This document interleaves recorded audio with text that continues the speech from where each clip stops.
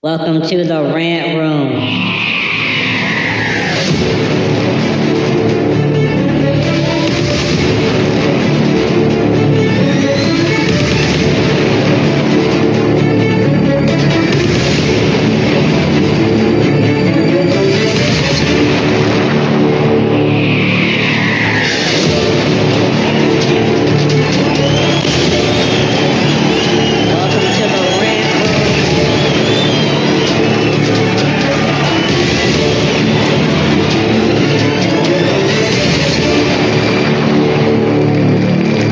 Welcome, ladies and gentlemen. Welcome, ladies and gentlemen. Ladies and gentlemen, welcome to the Rant Room Chronicles, ladies and gentlemen. I'm your host, Mike Stark. Welcome. Ladies and gentlemen, you tune into the greatest rant show in all of North America. The greatest rant show in all of North America, ladies and gentlemen. Ladies and gentlemen, there is plenty of stuff out here to rant about, ladies and gentlemen. We're going to get into it right away, ladies and gentlemen. Let's get it. Why is it that every 3 fucking business days, Black Americans have to come on this app and every other fucking platform just to tell y'all the same 3 fucking things? 1, if you not Black, don't say nigga. That's not your shit. I don't give a fuck where you grew up, who you grew up around, how poor you were when you grew up. I don't know what the fuck is up with y'all equating poor to Black, but that's not accurate. 2, cultural appropriation is not cultural appreciation. If you non-Black walking around wearing cornrows saying, oh, I just really appreciate the culture, okay, then bitch, find another way to do it. Because at this point, you're damaging your own hair follicles just to fake appreciation. Everybody be like, oh, it's not that deep, but it is though, because we literally have to have laws passed in order for us not to be discriminated against when wearing our natural hair. Then you roll up with fucking cornrows and everybody think you the coolest guy in the motherfucking office, coolest guy in the motherfucking room. And last but not fucking least, why the fuck is it every time a Black American says, oh, well, I'm from America, you're asking, oh, but what part of Africa? Bitch, don't just open y'all mouths to say anything. If you took even a smidgen of a look into Black American history, you would understand that a lot of those records were destroyed. We weren't even counted as people when the fuck we came over here in the first fucking place. And I say came over here, bitch, we was dragged over here. Why the fuck would they keep records of where the fuck we came from? In addition to that, they were literally breeding humans, which means that even through a DNA test, we won't get an accurate answer because people from different regions, from different parts of Africa were forced to breed together. So why are we acting like we don't understand that? On top of that, the only fucking records that we did have were drowned under Lake Lanier, burned down in Tulsa, Oklahoma, fucking turned into the fucking Central Park in fucking Seneca Village. I want y'all to stop acting dense. I want y'all to stop acting like you don't know that this history was purposely destroyed. Our DNA was purposely muddled. Stop asking that dumbass question. I'm from America. Generations before me from America. Hell, we built America. Bitch, I'm done. Everybody pissing me off. Yes, indeed, ladies and gentlemen. Yes, indeed, ladies and gentlemen. I am personally tired as a Black person, as a lot of Black people are, of explaining anything to racist motherfuckers. I'm for real tired of that shit. I just don't even do that shit. For real. Y'all ask dumbass questions on purpose as if you don't understand like how we just got here and all that type of shit. Like, we're just tired of this shit. Like, first of all, she brought up the N-word. Like, motherfuckers are always bringing up why you can't use the N-word and all this type of dumbass shit like that, as if you don't understand that it's a slur that we turned around and made it part of our vernacular and things like that. You understand that shit. You just want to call Black people nigga to their face. You just want to be able to say the slur out loud and all that type of shit like that, because nobody is using anybody else's racial slur at all. Nobody's trying to use that to make it cool. And for people of color, all these non-Black people of color, you could be doing that with your own cultures in your own race's racial slur. You could be taking your own fucking words and flipping it and making it cool and adding it as part of your vernacular, shit like that. You only want to do that shit with Black people. So just for me personally, I'm absolutely tired of it. I don't explain shit to white people. Any racist non-Black person of color, I don't explain shit to them or whatever else. Fuck you. I'm not gonna explain none of that shit, for real. I'm not gonna go into any of that shit, for real. And as far as you talked about, when it talks about cultural appropriation is not cultural appreciation, because she did bring up the fact that, okay, yeah, there have been laws to pass to make sure that Black people can finally wear our natural hair without being discriminated against. We know that. We know about the Crown Act, and non-Black people know about the Crown Act too. That everyone else wears their natural hair to work or go apply for jobs or be in school and institutions and things like that. And nothing happens to you wearing your natural hair. But when Black people do it, it's unprofessional. And you don't want those types of people here with dreadlocks and cornrows or wearing gales or wearing an afro or anything else. And they put into their into their policies or whatever else, that black people can't come to certain jobs or whatever else. Like, I have literally worked at companies where in their company policies, like, black people can't have dreadlocks or afros longer than 2 inches and things like that because it's unprofessional and things like that. But nothing for people with straight hair, especially nothing for white people. But you absolutely could come in there to work with dreadlocks and things like that, and everybody would be like, oh, well, you can't wear that to work. And it's not appreciation. It's not a compliment to black people when you see non-black people come in there and they've got dreadlocks or cornrows or whatever else, and you want to think it's cool because when, like she said, when you wear it, people look at it as cool. But then when black people do it, all of a sudden we get discriminated against. There's a lot of that shit going on. I don't know if y'all know what's recently been going on with WWE with basically one of their Samoan wrestlers had a song where he's basically saying the N-word and everything else. He comes out with them fake ass dreadlocks and all that type of shit. And it's not to knock him as a wrestler, he's a good wrestler, but as a person, like, he equated like being in a gang and being part of the street as being like, you know what I'm saying, being black and being able to say the N-word and shit like that. And it's like, oh, it's cultural appreciation and all that type of shit. No, it's not. Because in the example with wrestlers or everything, whenever a wrestler comes out there and we're just doing our culture, being ourselves, being black or whatever else is considered ghetto, they don't want that shit, all that type of stuff. But then when the Samoan wrestlers come out there and do all that type of hip hop culture type of shit, do dreads and all that type of shit, it's cool. Y'all are all right with that type of shit. It's fucked up. And then as far as people asking black people the dumbass question of like, where do your ancestors come from, whatever else, y'all are asking that question just to offend black people because you know how black people got here.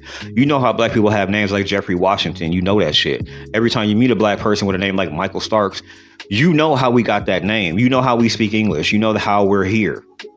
And you will ask a question like, oh, so where do your ancestors come from? Or what part of Africa are your people from? And stupid shit like that, as if you don't understand that we have American history and that slavery occurred and that, you know, we were forcefully bred and that we were raped by our European ancestors and things like that. And that our bloodlines are basically muddled up and everything else.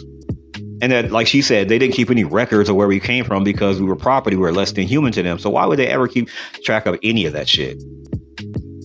Our bloodlines have been muddled and everything else. Everything has been fucked up. There's no way that a whole lot of us can find out where the fuck we came from and things like that. Y'all can go take DNA tests and everything else, but it's not going to be as accurate. It's not. Now, in the previous podcast, I talked about a former coworker at a previous job who basically did one of them DNA tests or whatever else, found out he's got some little bit of African in him, West African in him. He like found out like some of his ancestors might be from like Sierra Leone, and so he decided to go ahead and rep Sierra Leone and wear their flag and learn their culture and shit like that, which that shit may not even be accurate either. You know, from the whole coast of Africa, they took a whole bunch of people over here and forcefully bred them. We were raped by our oppressors. You know what I'm saying? And then also there was mixing with the native indigenous people and everything else. Like, we don't exactly know where the fuck we came from and everything else. I have purposely said in previous podcasts where I talked about how black people, we are not connected to Africa at all. We are not African Americans, as some people call us. That should be something that we don't call ourselves. And I say that simply because of everything that's happened between Africa and now, and the duration of time and all that type of shit, there should be no African American. We are American American. Black people are American American. And that's not nothing we need to explain to anybody else. Y'all know that when y'all see us. Y'all know that when y'all hear our names. Y'all know that when we speak English and things like that. Y'all know that. Y'all know the difference. Y'all play stupid with black people just to offend us all the time. Y'all know the difference between a person who is coming from Africa to America is an African American. Y'all know a person here who is a second generation African because their parents or grandparents came from Nigeria. Y'all know the difference between that and a black person with a name like Jeffrey Washington who has been here for 6-7 generations. Y'all know that shit. And it's just people asking stupid ass fucking questions like that gets on black people's nerve. We are tired of the same shit over and over. No, you cannot say the fucking N-word. No, we're not going to explain that type of shit to you. Cultural appropriation is not cultural appreciation. You're not complimenting us by doing something that we've already been doing, that we've already been penalized for. And also, you know what I'm saying, asking black people what part of Africa we come from because y'all call us African Americans, like, that shit pisses us the fuck off. And I hate to be the Dr. Umar in the room, but those AI videos is getting a little out of hand. It was a little kiki at first, but now it's just like blatant racism now. The fried chicken comments and the nappy hair. It's always the old white lady saying something racist to the black girl. Can we wrap this AI shit up immediately? It was cool at first. It was kind of helpful, but I feel like it's being put into the wrong hands, and it's a lot of content that's being pushed out there with AI, and it's definitely negative and racist. Again, let's wrap this shit up immediately. Ladies and gentlemen, I have remarked in a previous podcast, I believe the podcast was called Dear White People. Go back and listen to that episode of Dear White People under the Mike Stars podcast, where I talked about digital blackface. I predicted this already. I already knew that people were doing that because people were coming on and making fake accounts, pretending to be black, saying shit that was racist towards black people, saying all types of stuff like that, trying to sound like a black apologist and things like that. I predicted this type of shit was going to happen. So in the previous podcast, just recently, I have talked about Google VO3.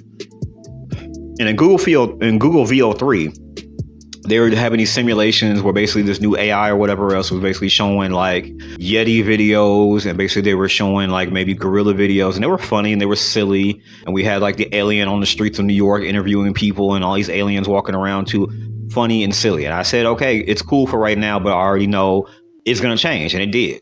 So basically now they've gone to racist caricatures of black people. They since the Google VO3 is so realistic, it looks like real life. It looks like the real thing. And basically they've gone into there and they basically made videos of black people and being in a racist situation. Like there'll be a black woman and then some white lady come over to say something racist or whatever else, or we're just being stereotyped, doing a bunch of stereotypical shit. But some of the worst things they've had is they've had like gorillas or monkeys or apes or whatever else with wigs and long nails, basically mostly targeting black women and basically showing that, okay, we're going to show them being ghetto and ratchet and everything else, but we're going to show them as apes and shit. Like it got racist real fast. And we knew this shit was going to happen. Like, I wish I could say I was surprised, but I'm not. We all knew this shit was going to happen because here's the thing. Black people, we weigh so heavily on racist people's cerebellum. We sit so heavily on y'all brain. This is the only thing y'all ever think of. And it must be fucking exhausting to be fucking racist when y'all constantly, that's all y'all think about is like, how do I stick it to black people? Because with this new technology, Google VO3, you could have imagined anything, literally.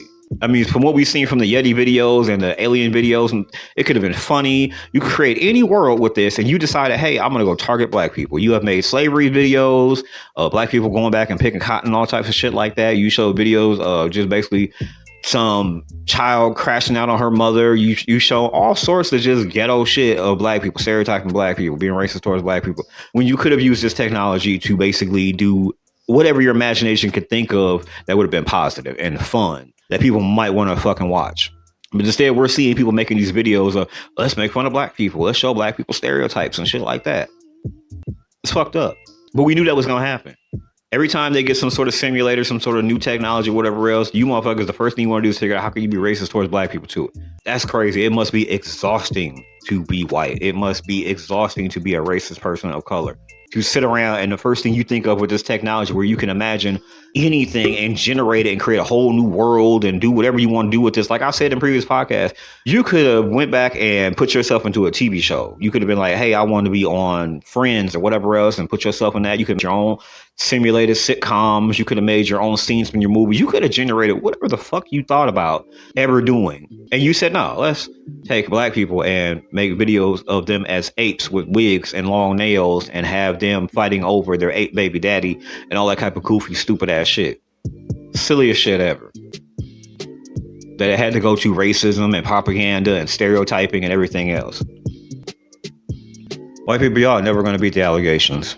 Because this is exactly what y'all want to go ahead and do as soon as y'all get some technology that you could have used to imagine anything other than being racist towards people of color. But you decide, no, this is what you're going to do. This is what you're going to do. It went from Yeti, Bigfoots, and aliens, and Sasquatch, and gorillas to a simulation of racist negative stereotypes. Digital blackface. There's even word, and I have seen a video, but I haven't seen many of them, but other people have seen videos of basically, we all know it's white people doing this shit, and y'all are making fake AI Google VO3 content creators saying all types of negative black shit or whatever else as content creators. And since this shit looks so real and realistic or whatever else, we don't know if that's an actual person or not. And people have tried to determine, okay, this is probably AI because y'all have made some sort of Google VO3 simulation of a black content creator just doing ghetto ratchet shit with Google VO3 fake content creator profiles and shit. Stupid shit. Now I'm gonna be honest, joining the army never made sense to me. Cause what you mean I'm out here for 4, 5, 6 years, ducking and dodging bullets and grenades, weaving missiles, fighting terrorists. And then when I get back to the country, I still gotta pay taxes. I'm out there for 4, 5, 6 years fighting for this country. And then when I come back home and I wanna purchase a house, I still gotta pay for that shit. And that, if I come back home after fighting for this country, I better be getting that house for free. 3-bedroom, 2-bath, a 2-car garage with a little pool in the backyard, free minimum. I better be getting money when I buy a house. Talking about some, but Lewis, you get 15% off at museums. Fuck a museum. I should have had to pay for shit if I was out there fighting for this country. That don't make sense to me. Do you see the mental state that they be coming back? They be coming fucked up.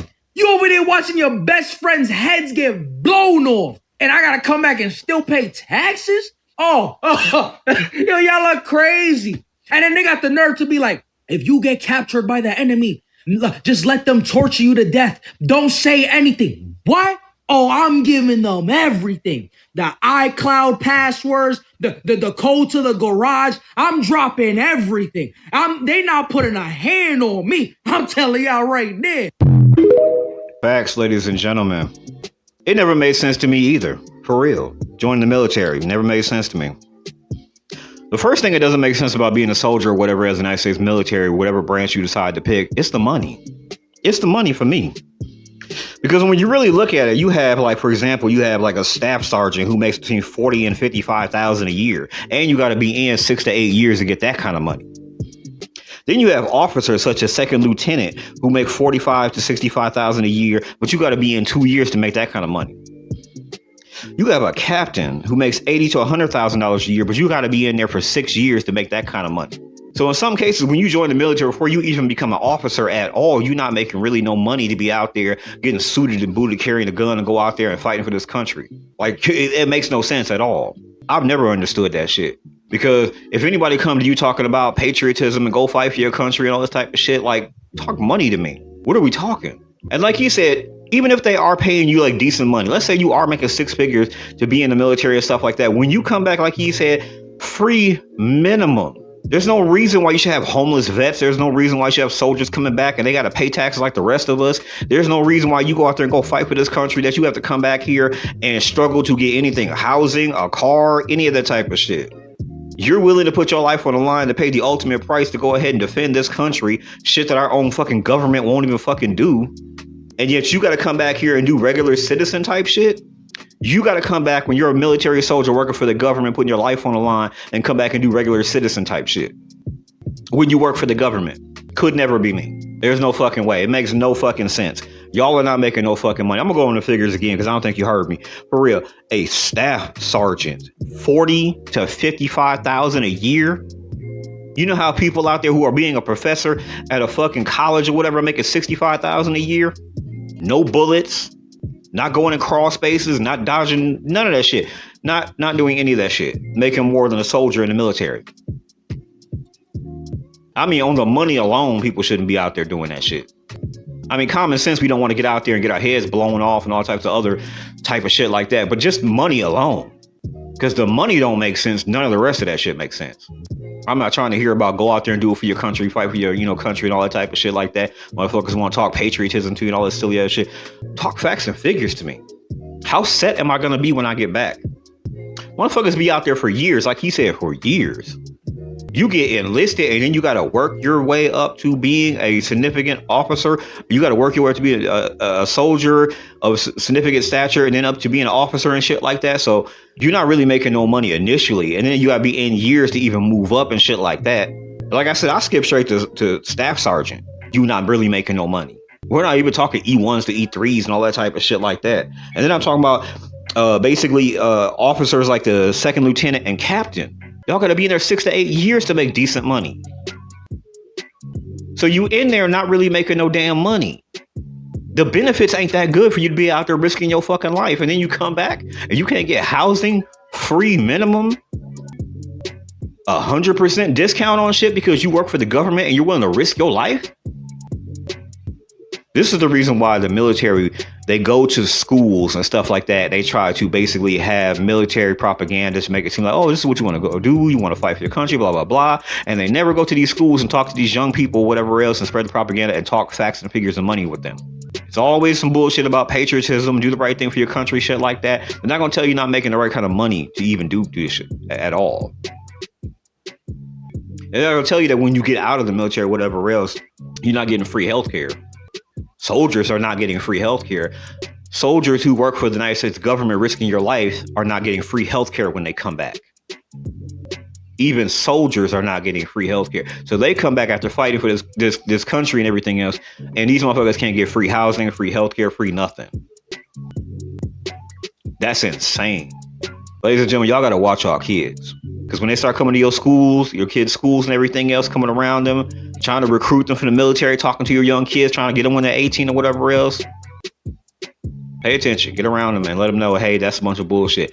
Talk to your kids when they're young and tell them, hey, look, military is not where it's at. And I know some of y'all, maybe y'all have people in y'all family or whatever else, or maybe Marines or Army or whatever else, and y'all trying to sit here trying to justify, oh, it's so great. I'm a proud Marine. I'm a proud Army man, whatever else. Man, fuck y'all. You know you're not making your money. You know that basically it's not nothing but the title of you being a soldier. And that's the only thing you're carrying through. You are basically a glorified citizen. You come back, you pay taxes like everybody else. You pay for your house just like everybody else. Like, be fucking real. That shit never made no fucking sense to me either. All you other coaches is lazy. Everything that we come up with, y'all want us to scoot over and share. And now we at a point where we saying, no, I don't have to and I'm not. Y'all are mad. We reclaiming words that was used against us and y'all are mad that y'all can't be included. Why can't you just make your own shit? Make your own shit. But y'all don't want to do that. Y'all want us to do everything for y'all and then get mad when we tell y'all that y'all don't have access to it because you didn't make it up. Also, too, stop bringing us up in conversations. Well, we're fighting for this and we're such and such. Y'all talked about Black Lives Matter and how all the athletes and the big name celebrities, they was all black. It was a black cause. Y'all see the shit that we do and then you try to make your own version of it as if we can't tell that y'all are making a version of our shit. Y'all are lazy. Y'all lack work ethic. Y'all lack the creativity to come up with your own shit and it actually be good. And the crazy part is Black people will give y'all credit if the shit is good. If the shit hit, we gonna be like, dawg, y'all ate with this. Okay, period. But y'all don't come up with shit that's actually good or high quality.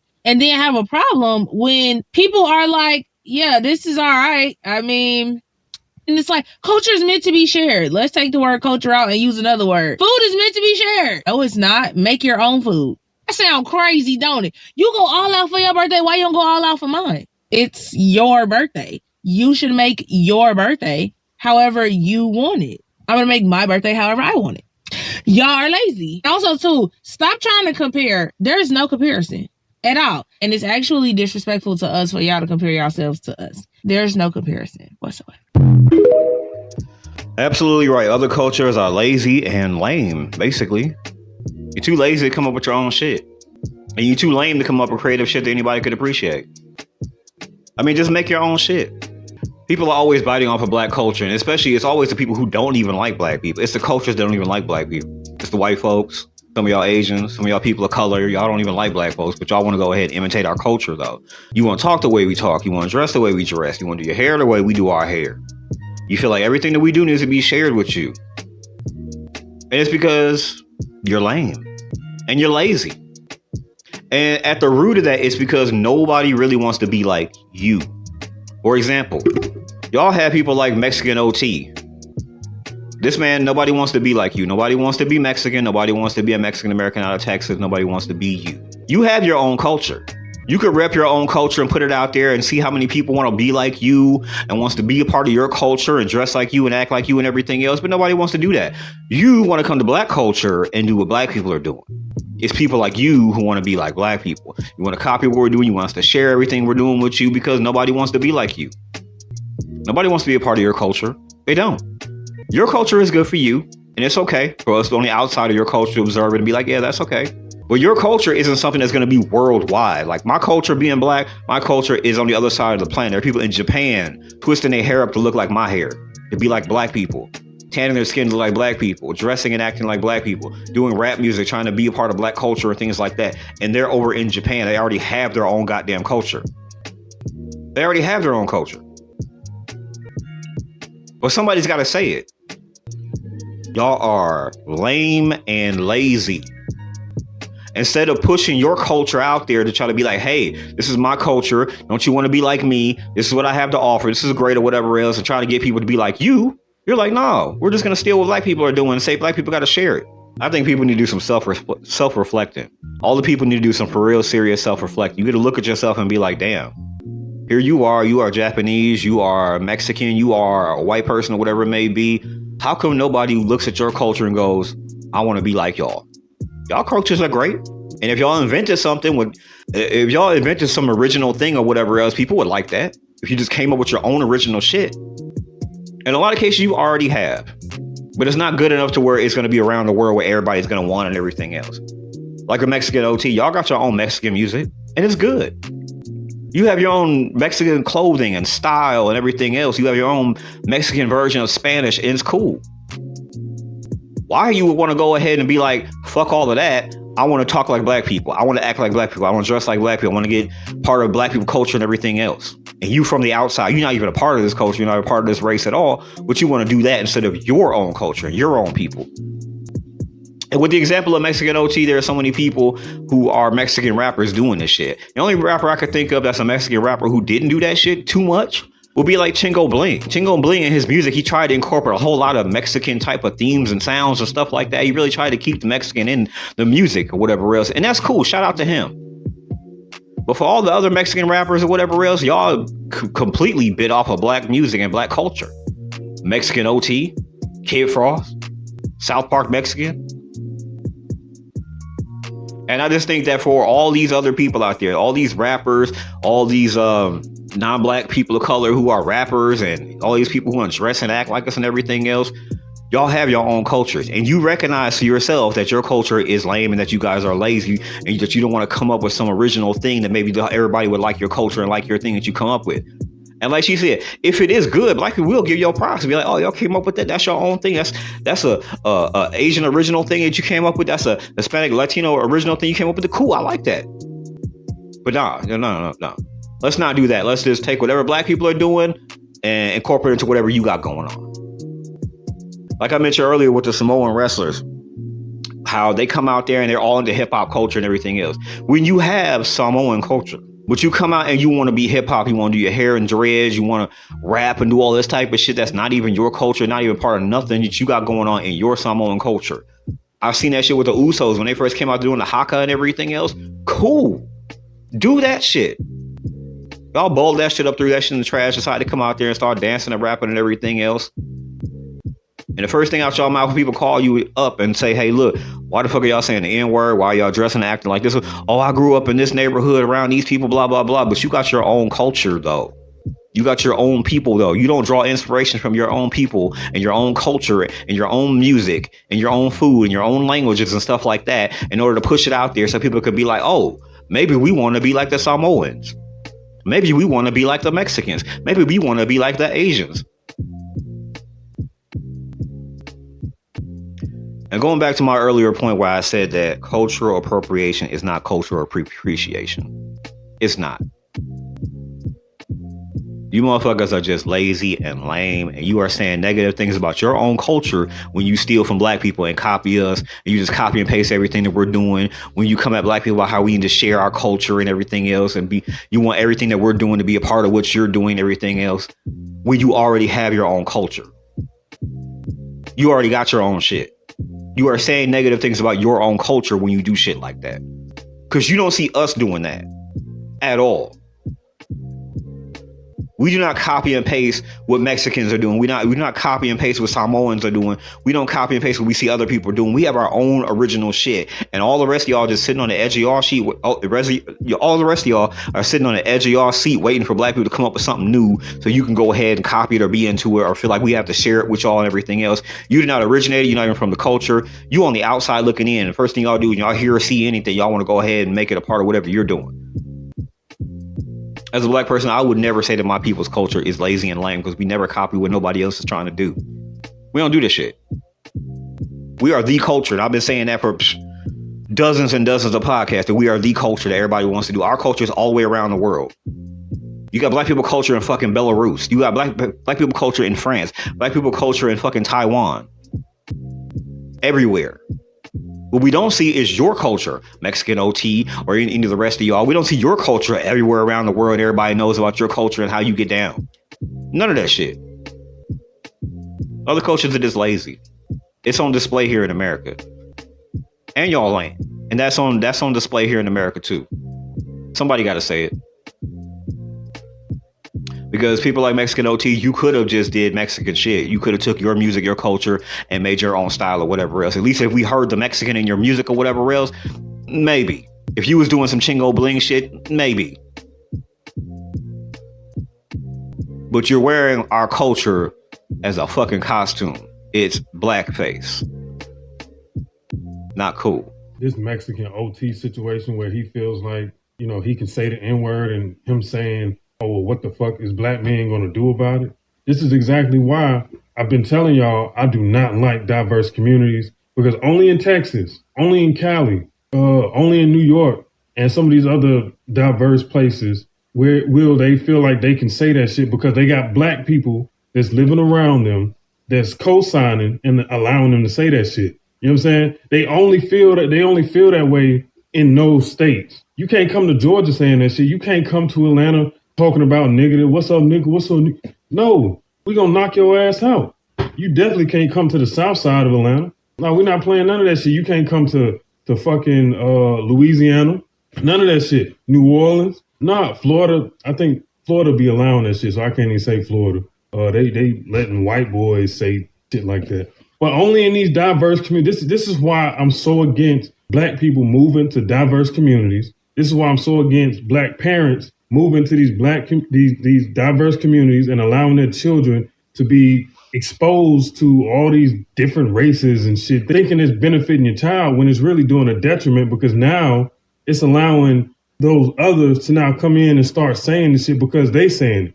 Now they want to ask questions. Well, can I, no disrespect, but, would you mind if I'm saying it? And then the stupid ass black people in these communities, in these diverse communities, like, yeah, it ain't no problem. You can say it, man. It's just a word. It's just a word. You can say it. It ain't bothering me. That's the problem. They feel like the people growing up in these diverse ass communities with these Mexicans, these Asians, these white people, these Arabs, they feel like they can say that shit because you around black people saying it. No, or you grew up around black people saying, or you got black family members because those stupid ass black people done integrated. This is why I hate diverse communities. I will not ever move to one. I will not raise my children in a diverse community because this is a prime example. You got a Mexican motherfucker thinking it's okay to say some shit like that. What if we be like, what up, Spick? You know what I'm saying? What up, Beaner? What up, Wetback? What up, Illegal? You know what I'm saying? Like, they'll probably catch a fit. But they talking about, oh, it's not meant in a certain way, so we can say it. Nah, you still can't fucking say it. The stupid ass black people who gave you this pass years and years ago are the issue as well, because why are you as a black person giving passes to Mexicans and white people to say this shit? It don't matter if they grew up in the same hood as you. They still don't get to say that shit. They still do not get to say that shit. This is exactly the fucking problem. So this Mexican motherfucker, no, he can't go to no other state and say that shit. He can only go to those diverse states that's all diverse and shit. You know what I'm saying? New York, Cali, Texas. You know what I'm saying? It's a bunch of diversity and shit. So motherfuckers be allowing that shit. You know what I'm saying? Them black people in these diverse communities scared as fuck. Most of them. They allowing this shit. You can't go nowhere else saying no shit like that, thinking you just about to get a pass. No, you about to get your ass beat. That Mexican OT motherfucker, he know better than to come to a real black city or real black state and say some shit like that, greeting black people. What up, nigga? What up? No, bro, what, nigga, what? You ain't my people? Bitch ass nigga. You know what I'm saying? You getting your ass knocked out. Like, who the fuck told you could say that? You can't. And what we gonna do about it? Like, that motherfucker got real arrogant. But that's only because he grew up in these diverse communities where them motherfuckers allowed that shit. You know what I'm saying?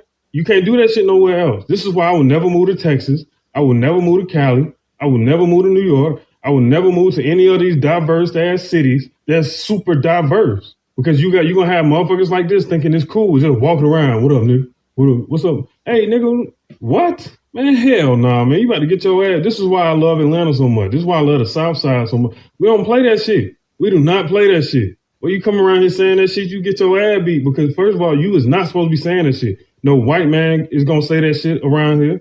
No Mexican, no Arab, no Indian, no fucking Asian. Nobody. You know what I'm saying? That Mexican, he done got too comfortable. Mexican, bro, like, shut your fat ass up, bro. Like, he can't get away with that shit nowhere else but in Texas or Cali or fucking New York and shit. Because they allow that diversity ass shit. Them black people out there scared as fuck. They welcome this shit. They into that integration shit. And that's the fucking problem. Ladies and gentlemen, that fat ass motherfucker Mexican OT went onto a podcast, and when it was asked about the N-word or whatever else, he basically doubled down on it and said, "Oh yeah, I don't have to say it, but I'm gonna say it anyways because what niggas gonna do about it? What you gonna do about it?" He was on a woman's podcast, and there was black people everywhere, and all the audience and all whatever else, or whoever was watching it or whatever. They had a stage and some shit, and basically they all just let that shit slide. And that's the shit that I don't like. If a motherfucker come on my podcast and a person is not black and they start saying, "Oh, well, I'm gonna say what I want to, blah, blah, blah," you ain't gonna say it on my podcast. You ain't gonna say it in front of me. The fact that nobody said nothing about just let him go ahead and say what he want to say or whatever else, and he just basically challenged the black people and saying, "Hey, look, who gonna stop me?" Ladies and gentlemen, I did a podcast during the election when I was talking about Latinos for Trump, and I brought up Mexican OT. He's MAGA. So we already know that, you know what I'm saying, he thinks he's white, he supports white people, he gets white people ass and everything else. He likes those types of white people, you know what I'm saying? Like the ones that are for this administration and everything else. So we already knew he was MAGA. We already knew what he stand for and everything else. We knew what he was about. I already talked about that. I covered that already. And we know what kind of music he makes and everything else. And he'd say the N-word, whatever else. But the podcaster, the person who made this comment or whatever else, who talks about how diverse communities, yes, that's exactly where this type of shit does come from, where there is no past, but people have this idea that, okay, if you're in a diverse community and a black person out there where they grew up around a couple of black people or whatever else, that somehow that gives them the past, or because a black person literally said, "Oh, it's just a word, it's nothing," or whatever else, you could just go on around and say it. And these diverse communities or whatever, yeah, a lot of y'all Negroes are black apologists. Y'all are scared to say something. Y'all are scared to do something. And on the other end of that, people like Mexican OT, people who run the N-word around all that type of stuff, they don't come to majority black areas or whatever else and act that same damn way. They know to go to certain areas and be around certain people, whatever. They know the type of people they could be around to do that.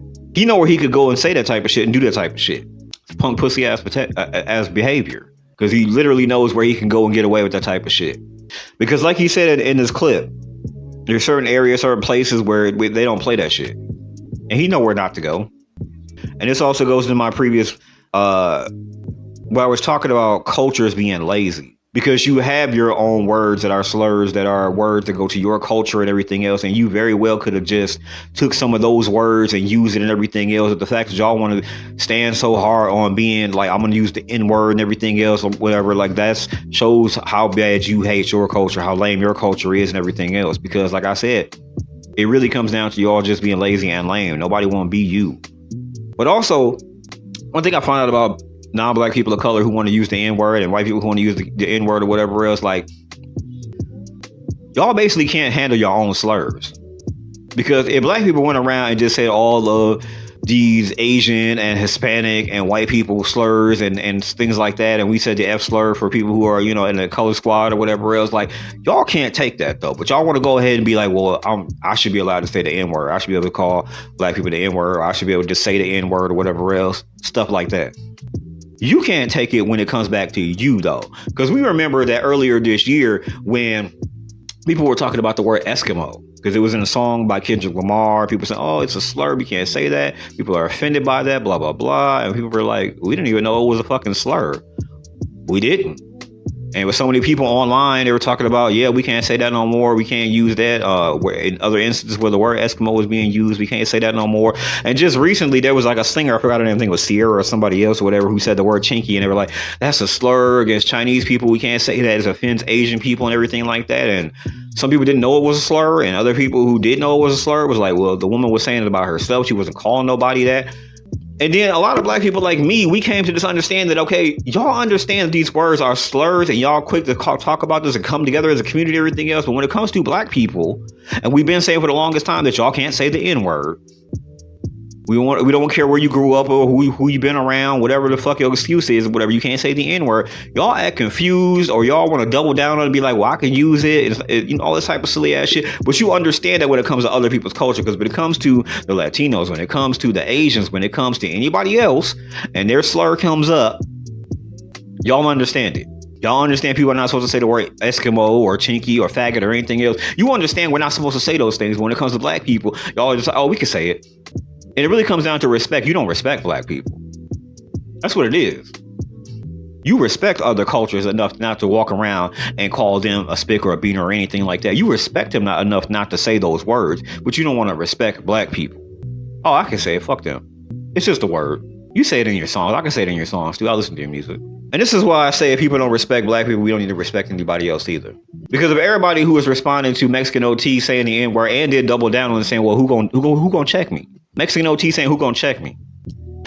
Then when black people start using the word spick or start using words that are offensive to Mexicans or Latinos in general, whatever else, I don't want nobody coming for black people. Because Latinos stand 10 toes down trying to be able to say the word, the N-word, and their excuse is always where I come from and all this type of shit. I don't mean it like that. And like I gave the example with Jacob Fatu, the Samoan wrestler who says the N-word. Everybody's like, well, he's Samoan, but he's black by culture because he hang around these people, grew up in this area or whatever else, and he grew up this way or that way. Ain't nobody give a fuck about all of that. Then if we go into your culture and find out what are your slurs, your stereotypes, things like that, and we start calling you that and you get offended, I don't want to hear that shit. The reason why this is such an issue is because it's a matter of respect. This is why you get your ass whooped when you go to certain areas and you say this type of shit, because you don't respect us. There are a trillion other words you could be saying instead of that word. You picking that word because you don't respect black people, because you don't do that with anybody else. You don't go to the Asians, you don't go to the Latinos, you don't go to the Jews, you don't go to the gay community and use their slurs. You want to use black people's slurs because you don't respect us. That's what it comes down to. And we don't have to tolerate that disrespect. We know we know you grew up around or have been around weak ass black people or black apologists who basically let that type of shit slide. They let it go. They let you do that type of shit. And you know exactly where to go where you can get away with the type of shit. Because people like Mexican OT and these other people like that know not to go to certain areas and talk like that and act like that. And you know that you're not going to stand up there and be like, oh, who going to check me? I'm going to say it. Who going to check me? Because you're being disrespectful. When black people have not been disrespectful to Mexicans. We have not called y'all slur. It's just a matter of respect. This is the reason why I don't want to hear from whites or anybody else, any other non-black person of color, about why can't I use it? Is this the word you guys say it in your songs, blah, blah, blah. It's a no. There's no pass. I don't care who you talk to, who you grew up around, where you from, or any of that type of shit. It's a no. It's a matter of respect. Because you don't use anybody else's slurs or any of that type of shit. So this theory has actually been going around for years on the internet, and it's supposed to be like evidence that we live in a simulation, because you see your neighbors come and go, leaving, going for work in the morning. You see them taking their kids to school, having backyard barbecues, lighting fireworks, doing all the things. But have you ever seen them do something as benign, normal, and innocent as taking in their groceries, right? Because they're human, you assume they eat. And you assume that they buy groceries. I'll tell you right now, though, I'm 40 and I've never seen any of my neighbors in any of my neighborhoods bring in their groceries. So what it's alluding to is that your neighbors are NPCs. Oh, yeah. Yeah. It's like the Truman Show. You're the only real person that you know is real. Ladies and gentlemen, this is an interesting subject right here. There are some clear signs out there that there are people who are maybe NPCs, or that we somehow live in a simulation or something like a simulation or whatever else, because there are so many things that everybody is noticing to the point where it just can't be a coincidence. Like, we've all seen this type of shit. A lot of people have gone to the internet and said, hey, I've seen this type of shit. One of the things she brings up is one of the clear signs that, okay, something is wrong. Maybe we live in a simulation. Maybe something's wrong. Is that we don't see our neighbors bringing in groceries. And I'll take it one step further. I would say I've never seen neighbors bring in groceries. I've never seen them take out their garbage. And they're saying that's a clear sign that we live in some sort of simulation or something, because we don't see something as normal as people bringing in their groceries. We all eat, right? So if I'm a real person and all my neighbors are real persons too, then we would all see them doing the same thing I do, which is periodically you go to a grocery store, buy groceries, and then bring it into your house. And when said groceries are being used and everything else, you bring out your trash.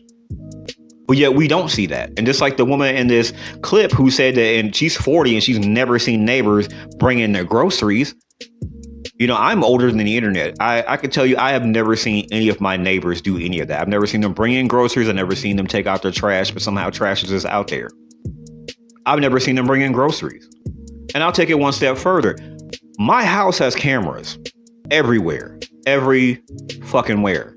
I can go back on my cameras at any time and I can show you that people come and go because they go to work, the kids go outside and play, all type of shit. What I never see is people pulling up to their house in the front or back and taking out groceries and bringing it into their fucking house.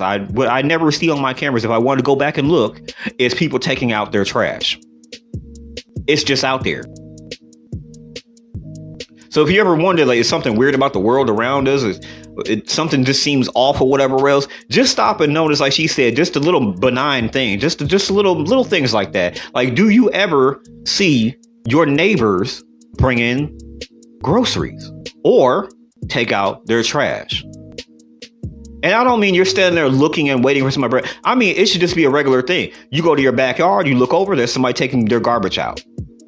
It has to happen at some point.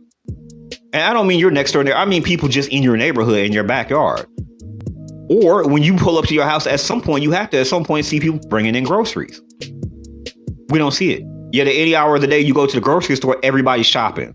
You go in there, everybody's shopping. You go to Walmart, everybody's shopping. So people should be bringing in groceries and stuff from the stores. If I can go to the grocery store or go to Walmart or anywhere at any hour of the day and people are there just shopping. People are leaving the store. They're getting in their cars with their stuff. They're driving to their houses. But yet you never see them bring the stuff into their houses. You never see them to get out of their car and bring it into their houses. This could be a sign that we live in some sort of simulation. There's some other things that I've noticed too. And a couple of years ago, I was talking to a former coworker and I was telling him about no squirrels. And I pointed him out that, okay, for months we haven't seen no squirrels. Now, this was springtime at the time I was telling him this. And I'm like, there's been no squirrels. And he was just like, what are you talking about? No squirrels. And I was like, okay, well, I've just noticed there's been a single fucking squirrel out there. Normally you see at least one random squirrel out there, especially when it's not that cold out there or whatever. But it's springtime now, no squirrels anywhere. Now, me and the coworker I was talking to, we're different races. I'm black, he's white. We come from totally different communities, whatever else. He said he's going to start looking for squirrels too. He's going to look around because he's like, yeah, it's got to be a fucking squirrel. What are you talking about? In his community, around his people, he's never seen a squirrel either. He's like, damn, I haven't seen a squirrel out here. And for weeks, this went on where I kept saying, have you seen a squirrel yet? And he's like, no, I haven't seen a squirrel. I haven't seen a squirrel yet either. We're well into spring. You know what I'm saying? It's warming up. It's getting nice and everything else. No squirrels out. This went on for a couple of months until we were like, damn, I finally seen one squirrel and he did too. And we were like, that's weird. You know what I'm saying? There are things that just happen in this simulation that we're fucking living in where we're just like noticing weird ass shit, like months and months with not a single fucking squirrel outside. And it's just like some people I guess don't notice type of shit, but I noticed it. I was like, damn, I normally see a squirrel here and there. Normally you drive, you see a squirrel go across the road, one going up your tree, a squirrel around. So just something as simple as a fucking squirrel, I didn't see for months on end. Not one fucking squirrel. And nobody else noticed that shit until I brought it up. I said, hey, bro, look, there's no squirrels outside. And so he's now noticing, okay, no squirrels outside. He's like, that's kind of weird too. So for weeks this has been going on. And then it turned into months. We're like, damn, where the fuck are the squirrels at? That's weird as fuck. Another thing, I've noticed the driving behaviors of people too. This is another thing that makes me think something is wrong too. Because if you ever watch the Truman Show with Jim Carrey in the Truman Show, how everybody is driving on a loop. They're not trying to go anywhere. They're just simulating driving. So, you know, Truman leaves his house, getting his car, starts driving. There's cars out there just driving around on a loop because they're not really going anywhere. So just kind of driving. I have noticed that too, that whenever I get on the road or whatever, there are people who are not driving to get to the light. They're not driving like they're trying to go some fucking where. They're just driving to be driving. And this behavior is almost as if they're on a loop, because even though these are different cars, when I get on the road every time, whatever else, people are not driving like they're trying to go somewhere. They're not driving like they're trying to get to the light. And we have the same bad drivers over and over where I'm honking like, hey, move, get the fuck out the way, go. What are you doing? Are you not trying to get to that light? And people are driving like they're on a fucking loop. I encourage all of you to go watch that movie. Go watch The Truman Show with Jim Carrey in it. And just pay attention to when he figures out that, okay, the drivers are on a loop. That when you get out on the road, cars appear, but they're not driving to go anywhere. They're not driving to go nowhere. They're there to populate space, just like NPC people. The cars are doing the same thing to populate space, to drive, and then once you're gone or whatever else, that cease to exist. And last but not least, people walking through traffic and never looking. This is another thing that threw me off too, because like I'll be driving and I'll see somebody trying to cross the street, and there are people who cross the street every single time without looking. They're either looking at their phone or they're looking straight ahead, but they're not looking at traffic at all, and they always make it across the street just in time so no car hits them.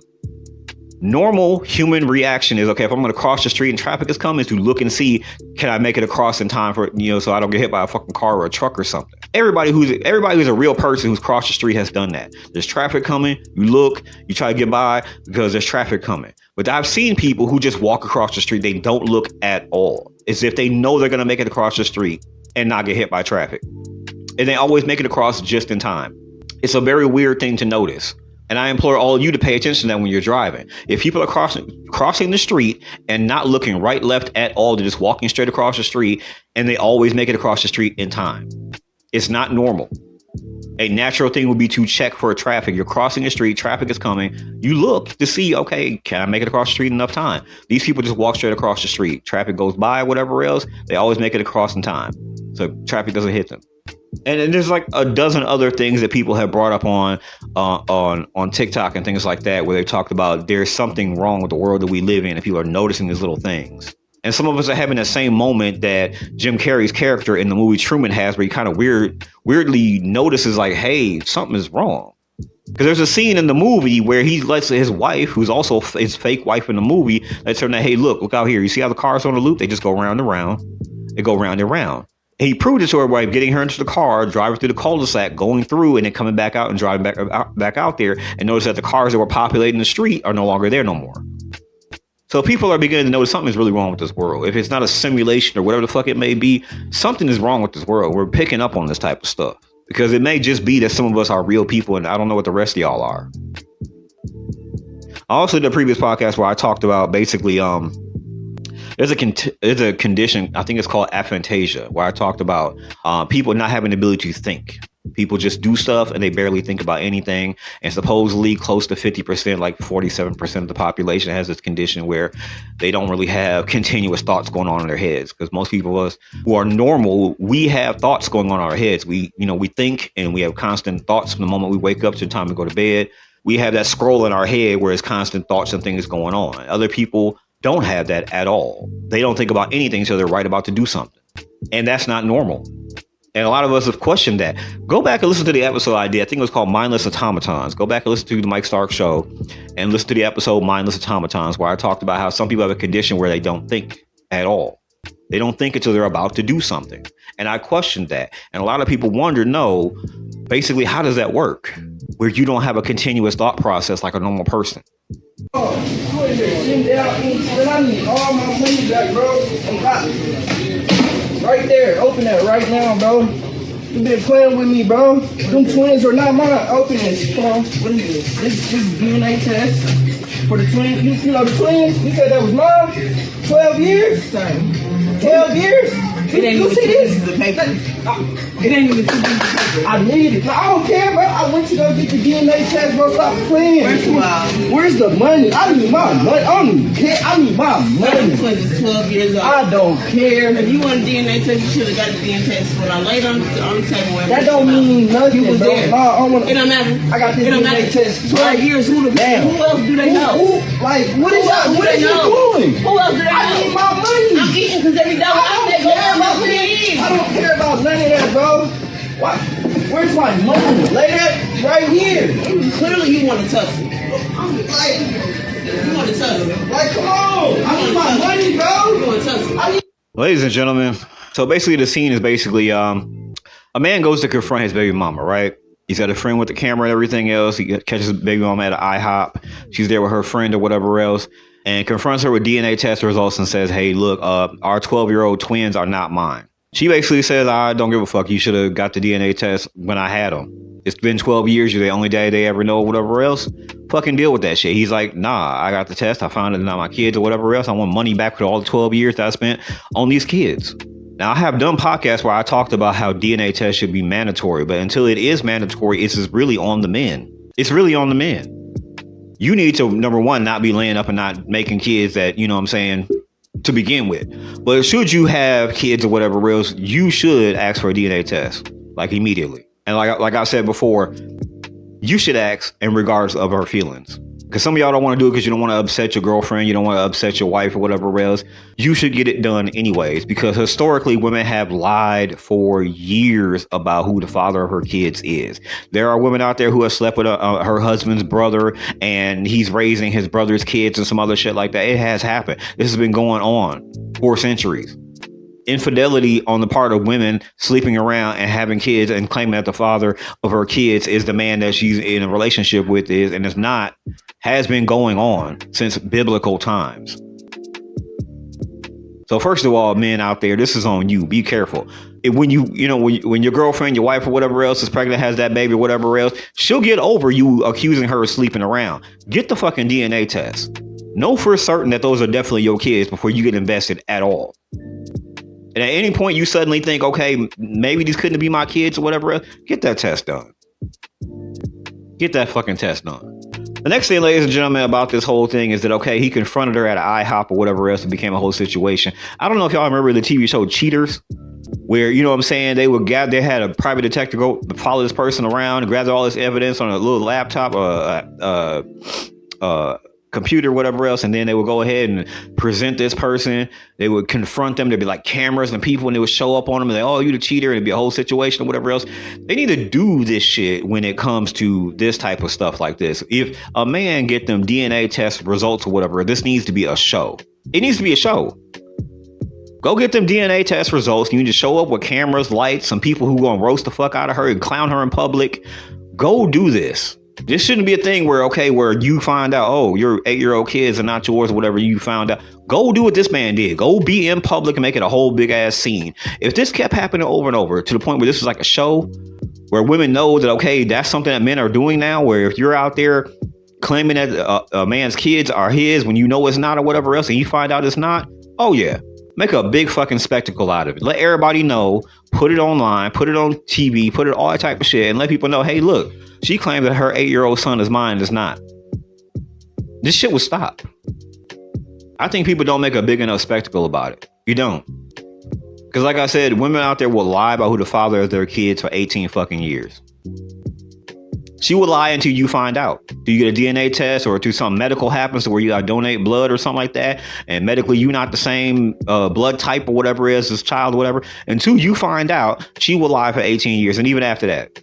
So what you need to do as a man or whatever else is find out as soon as possible. But when you do find out, let's say you waited 10, 12 years like this person did, find out his 12-year-old twins is not his or whatever else, clown the fuck out of her.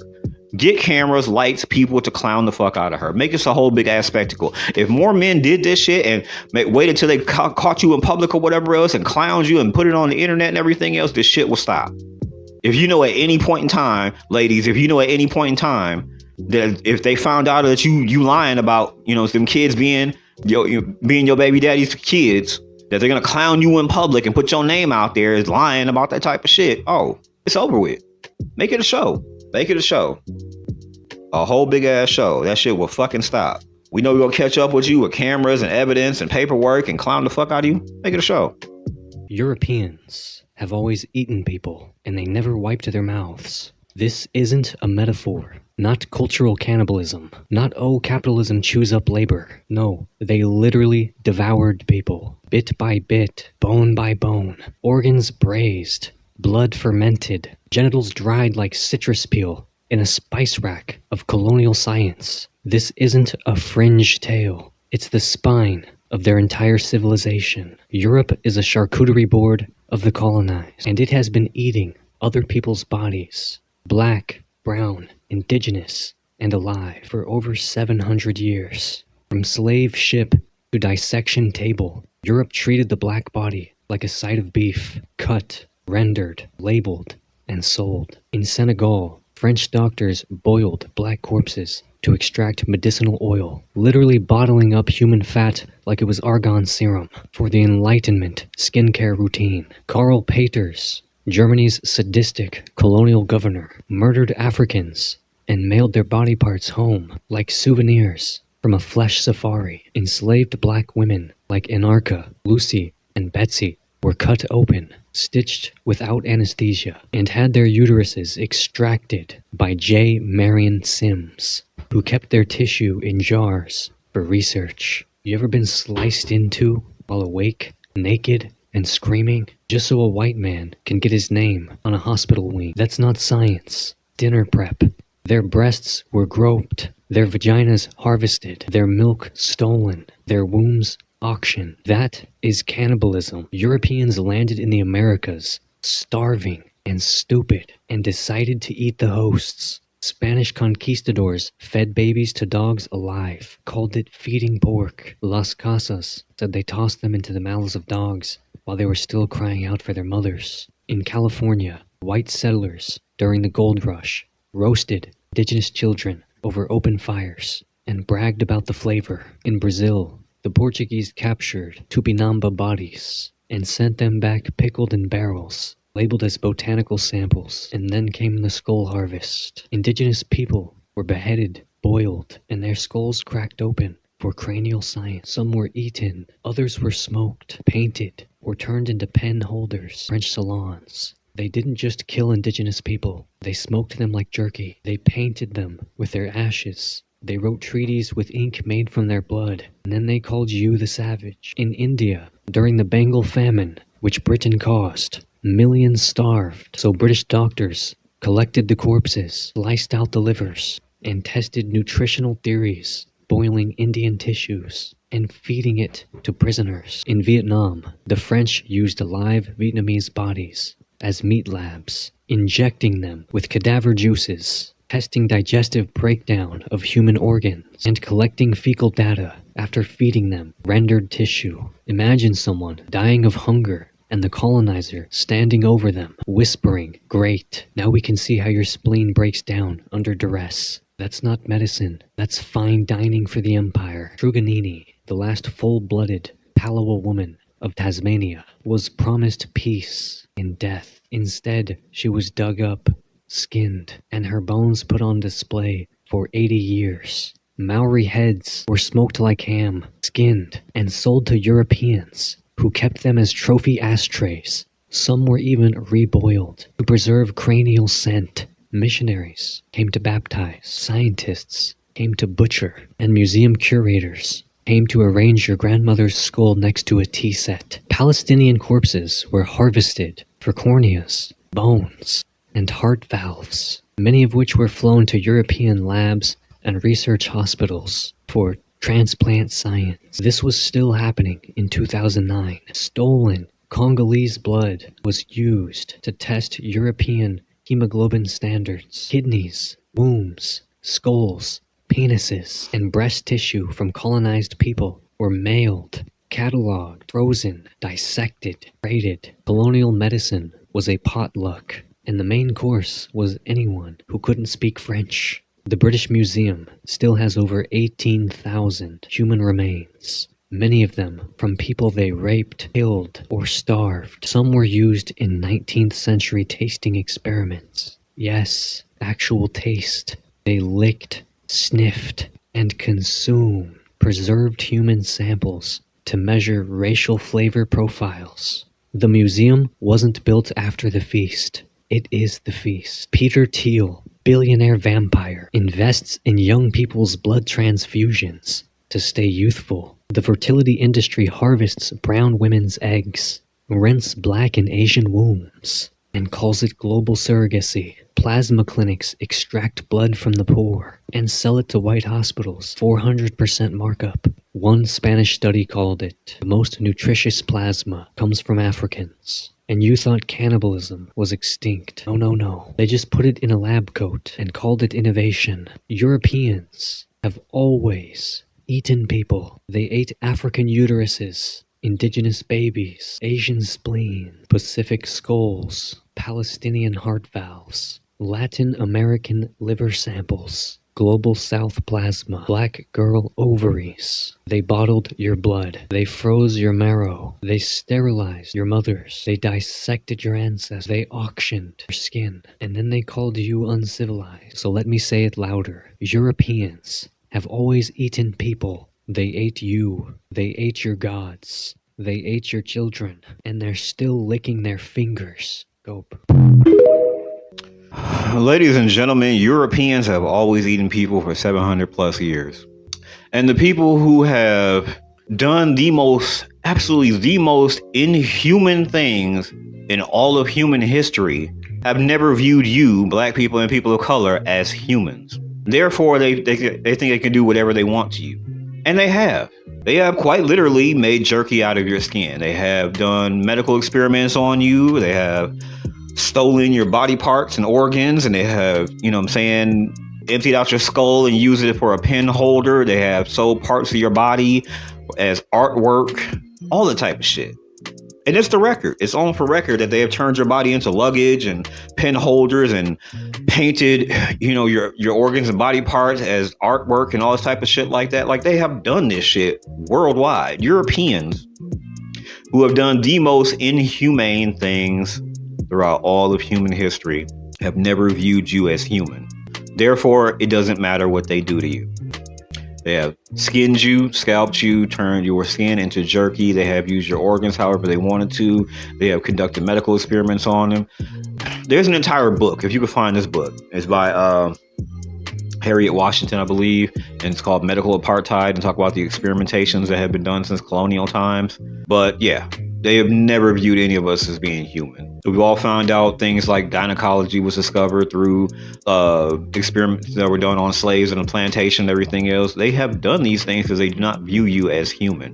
And yet they have behaved in the most inhuman way possible. Europeans have acted like aliens. They have acted in a way that is very alien to real humans. They have came in as an invasion force, being the most different than any other people that they've ever came around. They have came to Africa and Asia and over to the New World here, over here. And they have come here being the one people who look the most different than anyone else on planet Earth. And they have done all the most inhumane things you could possibly think of. Eating children, cutting up your body parts and mailing them and sending them and saving them and making gifts out of them and artwork out of them. Eating your organs, doing experimentation on your genitals, infecting them with diseases to see how you react. They have done the most inhumane things so they don't view you as human, while at the same time them behaving in the most inhuman way you could possibly be. We need to understand what we're dealing with. I want y'all to understand this. I think February I had said in the previous podcast how I'm going to make every single month White History Month. Because whenever anything comes along for black people, white people have a problem with that. We had Juneteenth. White people were like, why did they get a Juneteenth? It shouldn't be a federal holiday, blah, blah, blah. Y'all are angry because we got one day of the year that's about black people. Why do they have Black History Month? Y'all mad because you get 1 month out of the fucking year, the shortest month of the year, to focus on black people's accomplishments and, our contributions to making America what it is. So cool. Your retort is always every single year, what if we had a White History Month? You had White History Month every month before we had a Black History Month. In fact, you still do every month. Everything is always about you. So it's cool. We'll make White History Month. And we'll talk about everything you actually did. Like how for 700 plus years, Europeans and European Americans have ate people. Y'all basically do the same thing with humans that y'all do with a cow. Y'all use the hide, y'all use the meat, y'all use the bones, y'all use the entire fucking cow. Same thing y'all do with a lot of other animals that y'all have. Y'all use the entire fucking animal. Y'all use the entire fucking pig, all of it. The brain, the tongue, all of it. And y'all done the same thing with black people and people of color. But y'all have used our skin, you used our organs, our bones, our skulls, you tried to make medicines out of the fluids in our eyes, you cut up our brains, you have burnt us, ate us, you have done experiments on us, you have injected things in us, you have tested diseases on us, everything else. Because you don't view us as human. History is important. It's very important. And I'm speaking to black people and some people of color. It's important. Because I know it's a lot of scared Negroes out there who don't want to teach their kids the history of what's going on because you're afraid that you're going to be teaching your kids hate or your kids may grow up to not like white people or whatever else. You got to tell them the truth. You got to tell them this type of stuff. You got to tell them that, yes, these people never viewed us as human and the things they did to us. That they fed our children, our babies, to alligators. That they used our skin to make luggage out of. That they emptied out your skull and painted it and use it for artwork. If they sold your fingers and toes for fucking souvenirs. If they did experimentation on your genitals. They did experimentation on pregnant women. You gotta talk about this kind of stuff. It has to be dealt with.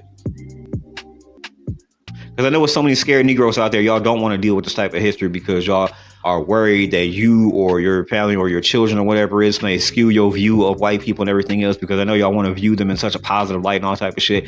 They don't view you as a positive light. You don't go through 700 years of world history and American history of not viewing people of color as human, and then suddenly you're like, oh, I'm a different person, I'm better now. When there has not been one decade of y'all showing continuous progress to change and rectify what has happened in the past. Nothing about y'all modern contemporary history has shown y'all have changed and tried to be better and do anything different. 700 plus years of Europeans and European Americans eating people and defiling bodies and doing experimentation on people of color cannot simply be undone by, oh, I'm not racist. It cannot simply be done by that. I'm not like them. I'm different. People of color, you have to understand who you're dealing with, what kind of people we're dealing with, what kind of people we're around, and understand that for centuries, they have never viewed you as a human being. Never. If they believed that they were human and viewed people of color as human beings, they couldn't have done the things that they've done. They viewed you the same way they view a cow or a pig or a horse. You are used for labor, for food, for whatever they want to use your body for, whatever they want to use your labor for. They've never viewed you as human. Black American people need to stop identifying as African American. Yeah, I said it. We are not African. That is the problem. That is why Africans feel so comfortable coming in and infiltrating black spaces like Essence Fest, because they think we all one and the same, one band, one sound. No, no, no, no, no. We are natural born American citizens. We've been here for 4 or 5 centuries, 400 years plus. And we still not identifying as Americans?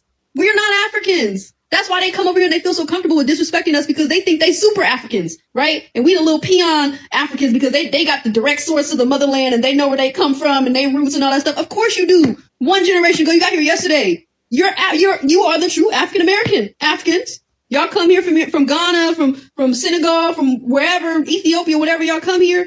And you get your citizenship or plant your roots, whatever, you're Africans - Americans. African Americans. Black Americans are not Africans. I don't have no Africans in my family. Period. I'm from California. My dad is from California. My grandma's from Wichita, Kansas. My great-grandma's from Wichita, Kansas. I can go back generations of Americans.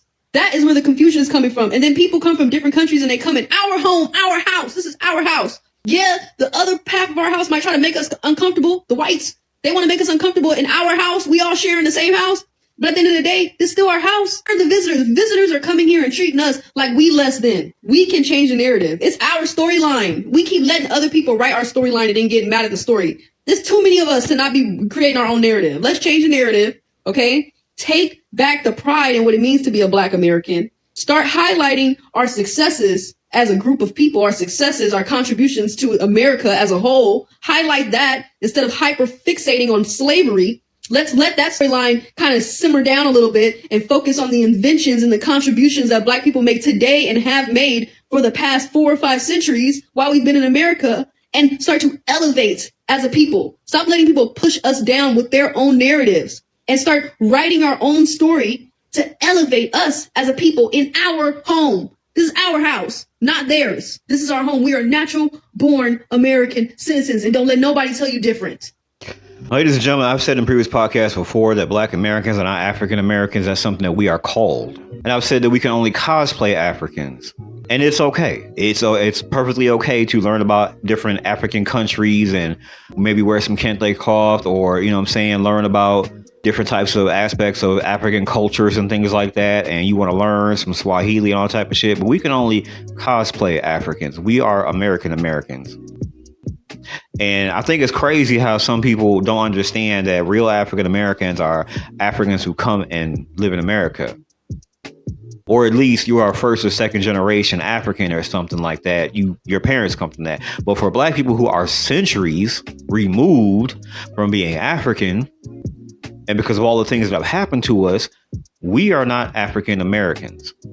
We have no connection to Africa. That is something we are called. And I think that's important to note that, okay, we have been centuries removed and bloodline diluted. We are different than people who look like us, who come from Africa.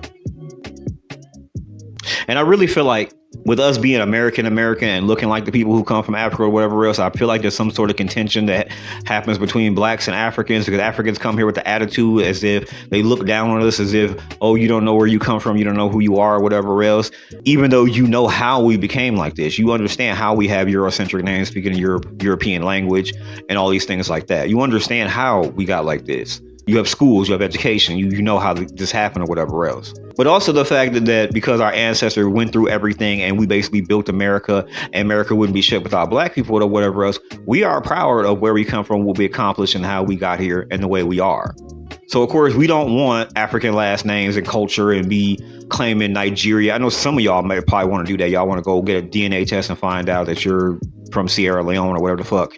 And then you want to go ahead and be like, oh, well, I'm this or that. The rest of us don't.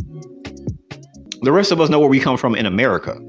We know that we are American. And I think that's got to be a movement from some of us who understand that, okay, we can only cosplay African until a real African comes around. Somebody who is Nigerian or from Senegal or, Somalian, Ethiopian or whatever else. We're not them. And for the most part, we are not trying to be them. We recognize our relation to other black people throughout the diaspora, but we understand that we are not them. We are different than you. We are a completely different culture and even a completely race, if you want to be fucking honest. Because our whole bloodline's been changed. You could say black people, we all came from West Africa or things like that. And you could try to predict through bloodline, through DNA and stuff like that, where we came from. But we were bred together. We had admixtures from non-black people through rape and torture and things like that. We are not the same as a person from Ethiopia. We're not the same as a Nigerian. Moving along, ladies and gentlemen. Yeah, that a child can consent to a sex change, to gender affirming surgery. If you believe that, there's really nothing that you can believe they can't consent to, right? Because that's pretty extreme. That's a permanent body modification under the best circumstances. So you want to move aside all the complications, all the things you can't do, the sterilization, not being able to feed your kids. You can even set that aside. Just the permanent body modification. I mean, you have to be so demented to believe that a child fully understands. I heard a few conversations about, well, if the child fully understands, they don't. But see, the thing is, though, some adults don't even understand what they want to do. Exactly. So, how can a child? But see, children, wait a minute, let's not planet. underestimate the power of these kids today, okay? They are very much more educated because they have much more resources and access. Ladies and gentlemen, the whole topic that we're just talking about, ladies and gentlemen, has to do with minors that cannot consent to affirming care or surgeries or things like that. Of course, it's kind of a hot button issue when it comes to the trans community and things like that. We're talking about how if a minor wants to say that they are the opposite gender and wants to begin their transition as a child or whatever else, that people should go ahead and have gender affirming care, or even go as far as their adopting their transitions and things like that. And the whole issue that they were talking about is consent, that they can't consent to a lot of shit. And then all of this should be a topic for people who are older, who are adults. Do you want to go ahead and start doing gender affirming care? You want to start going ahead and getting your transition going in and everything else? You want to start getting your surgeries? Because all of this, to a minor who can't consent to this type of stuff, leads to permanent disfiguration. And if you do this at a young age without a fully formed brain and not thinking this through it, because basically when you're a child, what the fuck do you know anyways? But here's the thing. We know that brains usually aren't developed to about age 22. And all of us who are older people now, we all know that when we were under the age of 18 or whatever else, we didn't know shit. What does a 16, 17-year-old really know? You don't know shit. So you're saying somebody who's 15, 16, 17 or whatever else wants to go ahead and they want to transition and they want to get gender affirming care for their transition, or even if they're younger or whatever else, that we should go ahead and let them do this. They cannot consent to this type of thing. And when it comes to this issue of having minors transition and get hormone treatments and things like that to be transgender or whatever else because their parents are agreeing to this type of nonsense or whatever else, people never talk about the detransitioners. They're out there. People have made all these sorts of stories on social media talking about how they transitioned too young and now they're disfigured. Now they deal with depression and things like that because they were young and they were transitioning and, you know, people were going along with this or whatever else. And now they can't go back now. Now they feel like they are disfigured. Now they feel like this is not something they wanted to do because you made this decision when you were too young and your brain wasn't developed. And now you're older and you're like, this is not what you really wanted to do. And there are stories about stuff like that, about men who try to transition as to be like a woman at a young age when basically you're just a gay man. You didn't need to transition to look like a woman, act like a woman and get the surgery or have hormones or whatever else. And now you feel like, oh, I'm fucked up now because you did some permanent shit over temporary feelings and ideas. So the whole topic came up that they were talking about in this clip of like consent. A child can't consent to a lot of shit. And this is another thing that you cannot consent to. You cannot have a child come to you and say, yeah, they want to go ahead and start taking hormones. They want to go ahead and sign up to get the surgery to turn themselves into the opposite gender and things like that. Because like she says in the clip, if you believe this is something that a child can consent to, what else do you think a child can consent to? The fuck is wrong with you? You cannot consent to that. And people have to understand the dangers of talking about this kind of stuff when it comes to children and things like that. It's an adult issue. With gender affirming care and changing your sex and things like that. This is an adult issue. This is the reason why people have so much problem with like the LGBTQ, especially like the trans community and everything else, because I feel like you're coming for their kids. Because we all know as children, we don't know shit. We all have children. We all been around children and everything else, our nieces, nephews, grandchildren, or whatever else. We know that children don't know shit. And like I said, most people's brains don't even begin to develop till you're like 22. You don't know shit as a teenager. You are not. And further along in the clip, it says that most adults have a hard time making serious decisions about their lives and their medical care and things like that. So you know, this is not something that you can allow a child to do, is to make these types of medical decisions for themselves at a young age. So it doesn't matter how much you feel like maybe your son wants to be a daughter or whatever it may be, and that you want to be sympathetic to them trying to transition or be whatever the fuck they want to be. This is an adult issue. Wait till your child is over the age of 18, over the age of 19 or whatever else, and they can figure this shit out for themselves. And that you don't allow them to go ahead and do this type of stuff, and you don't support that type of stuff. You let them figure this shit out when they are over the age of 19. Because they cannot consent, and this is another consent issue. But ladies and gentlemen, this has been my show. I'm going to go back over a few things because a few things need to be said over, ladies and gentlemen. Let's get it. First and foremost, ladies and gentlemen, black people are tired of explaining things to racist motherfuckers. I don't do it anymore at all. For real. Anything you don't know about black people, black culture, or anything like that, anything you're assuming about anything, whatever, I'm not explaining shit to you. Same thing when it comes to the N-word. If anybody wants me to explain, oh, why can't we say it? You guys say it or whatever. It's a no, period. I'm not explaining shit to you. It's a no, period. And you don't understand why. You know why. People play dumb all the time. You know why. Next thing is cultural appropriation is not appreciation. Y'all know that shit. Y'all know that as non-black people, you can get away with doing things that black people can't do, which is wear our hair, wear our culture as a fucking costume. But when we do it, we get demonized for it. We get discriminated for it, for just being ourselves and wearing our hair and doing our culture and being who we are. You know, you could do things that we can't do. So it's not any type of appreciation at all. Next thing, ladies and gentlemen, we talked about racist AI content. We talked about digital blackface. Like I said, I predicted this before in the earlier episodes of my podcast. Basically, now they're using the new, most realistic simulation, Google VO3, to basically make racist simulations of black people either being in the field, being slaves or whatever else, or being ghetto and ratchet, and drawing us up as being like talking apes and stuff like that with wigs and long nails and shit like that, and showing black men as apes with do-rags on, everything else. It's getting real racial.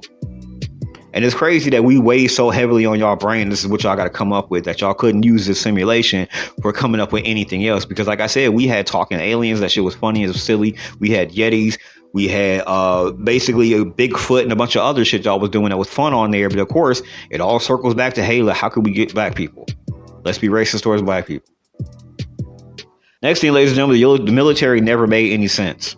And like I said, when they recruit the people and talk to people about the military and how you go serve your country and everything else, first of all, the money never made any sense. When you look at the money and how people who are even staff sergeant in the military and stuff like that are only making $40,000 to $55,000, and you got to be in there 6 to 8 years to even make that kind of money. And then you got people who are like officers who are second lieutenant and captain or whatever else. A second lieutenant is making 45 to 65,000 a year, but you got to be in there more than 2 years to make anything close to that. And then a captain is making $80,000 to $100,000. You got to be there 6 to 8 years to even make that kind of money. So you're not really making no money unless you in here damn near 6, 8, 9, 10 years. And then on top of that, when you get back, you still being treated like a glorified citizen. You don't get free housing. You don't get free anything. You come back, you pay taxes, you got to pay for your house, everything just like everybody else. You don't get free medical care. Nothing. Here's a shiny fucking medal. Thanks for your service. That's about it. Fuck it. Next thing, ladies and gentlemen, other cultures are just lazy and lame. Every time I see somebody who's like, okay, you're Mexican and you have your own culture, but you want my culture instead, is crazy. That's what you want. So I just think that's fucking lazy. I think it's lame because everybody has their own culture, and you know that your culture is not all the way around the world like everybody else. You know that the other side of the world, people are not practicing your culture and trying to be like you, but people are trying to be like black people. Like I had mentioned before, black people, our culture is on the other side of the world. People over in Belarus are dressing and acting like black people. People over in Tokyo, you know what I'm saying? People over in Beijing, people are trying to be like us. People are not trying to be like you. And that's what's crazy is that instead of y'all working to come up with your own thing and be like, hey, I'm going to push my culture to be like something that people are actually going to want to be around and want to be or whatever else, y'all going to go ahead and wear black people culture as a costume in order to push yourself, because you're saying bad things about your own culture, that you're lame and you're lazy and people don't want to be like you. Next thing, ladies and gentlemen, we talked about Mexican OT, how he went on a podcast and said he doesn't have to say the N-word, but he's going to say it anyway because who's going to check him? He knows exactly where to go to say that type of shit. He knows exactly who to be in the front, who to be in front of to say that type of shit. That's what he does. And it really comes down to being around diverse groups of people and things like that. You go around some black people who basically scared to death of being like assertive about racial shit or whatever else. You know what I'm saying? That's where you get the type of shit from. You're going to get black apologists and people who are like, oh, it's just a word. Oh, it's nothing like that. You're not going to go around cities and states where it's majority is black people all together, whatever, and pull that bullshit. So people like Mexican OT, you know exactly where to go to say dumb shit like that and who to be around. Next thing, ladies and gentlemen, we talked about some of the clear signs that people are NPCs or that we're living in a simulation. I had brought up how we went for months with no squirrels during the springtime and how people are not driving to get through the light. I implore all of y'all to go ahead and check out The Truman Show with Jim Carrey in it. There are a lot of scenes in there that kind of happen in real life. Like, for example, where the scene where Jim Carrey had noticed that the people are not driving to get anywhere. They're just fucking driving. You know, I think everybody should just stop and look at the world we live in and just kind of notice some shit. There's something really off about the world we live in. Next thing, ladies and gentlemen, we talked about DNA test results. There was a man who confronted his baby mama at a IHOP about the 12-year-old twins that he has, and he got DNA test results showing those were not his kids. And so he had a camera and his friend, they came to confront her and everything else. I think this needs to be a show like Cheaters. And if you have enough cameras and enough people and enough evidence and the DNA test results, you need to just clown people. And I'm not talking about like Maury Povich or something like that where it's in the studio. I mean out in public in front of everybody. Pull up to them when they out at a Mickey D's or, you know what I'm saying, IHOP or anywhere, and just make a whole show out of it. If women know they can get clowned like this enough times, when you've been lying for days, for years, for months, whatever it may be about these kids not being, about these kids being his or whatever else, the shit will stop. Make it a show. Next thing, ladies and gentlemen, we talked about Europeans have always been eating people for 700 plus years and that they have basically treated you in basically like an animal. They have never viewed people of color as being human. They have treated you the same way they treat pigs and cows. They have used every part of your body, some of it for food and meat, some of it for leather, for hide and things like that. They have, you know what I'm saying, mailed your body parts off, sent them to people as souvenirs. They have decorated your bones and your corpse and things like that. They have done experimentations on our bodies. These are the type of people we're dealing with. They do not view you as human. Next thing, ladies and gentlemen, black people are not African Americans. African immigrants and first or second generations, maybe third generation or whatever else, y'all are African Americans. Black people, we have been centuries removed, and we've had our blood mixed and everything else. We are not that. We are American American. We are our own separate thing. We are not connected to the rest of y'all. African American is something black people get called. We are not like Africans. We are not like Nigerians. We are not like people from anything over there. And we need to just come to terms with that. We are our own separate thing. We're not connected to y'all. And when Nigerians and people from Africa come over here and look at us different or whatever else, we look like people. We're not you. We're not you. Next thing, ladies and gentlemen, we talked about consent. Basically, when we talk about the LGBTQ community and specifically the trans community, where we talked about consent, because basically them trying to provide minors with gender affirming care or even the surgery to change or whatever else. Minors can't consent to this type of stuff, and nobody should be going along with any of this type of stuff, because if you believe that a minor can consent to this type of stuff or whatever else, what else do you think they can consent to? This is an adult issue. This is for adults. If you want to get gender affirming care, if you want to go ahead and mutilate your body, you want to change genders and all that type of stuff, that's on you.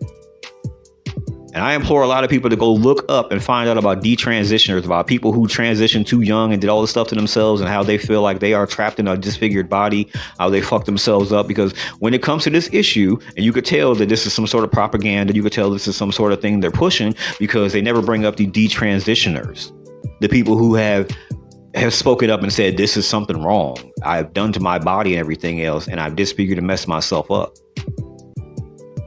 And this is the reason why a lot of people have a problem with like the T and the LGBTQ, because they feel like y'all are coming for the kids.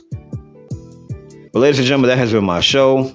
As always, you can contact me through email at doomstarks@gmail.com. Ladies and gentlemen, make sure that you subscribe, like, comment, share. Ladies and gentlemen, check me out on Spotify. Ladies and gentlemen, that has been my show. Peace.